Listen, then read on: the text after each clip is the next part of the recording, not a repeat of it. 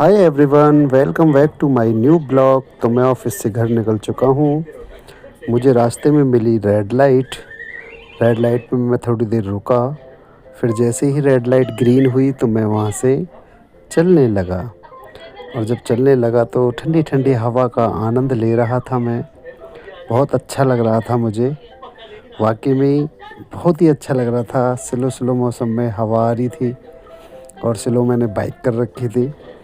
और वहाँ के बाद में एक रेड लाइट और आई थी। उसके बाद फिर एक सुमसाम रास्ता आ गया जहाँ पे बहुत ही अच्छा लग रहा था। लाइटिंग बहुत अच्छी थी वहाँ की। आप अभी फिर मैं वहाँ पर पहुँच गया जहाँ पे मैं अपनी बाइक खड़ी करता हूँ। फिर मैंने अपनी बाइक को ऑफ़ किया और मैं वहाँ से फिर अपने घर की तरफ चलने लगा। तो घर की तरफ चलते हुए रास्ते में कुछ रेहड़ियाँ और कुछ दुकानें लगती हैं। वहाँ का मौसम और माहौल बहुत अच्छा था।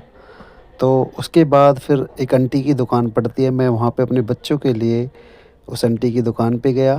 वहाँ से मैंने कुरकुरे का पैकेट और एक पंजाबी तड़का लिया।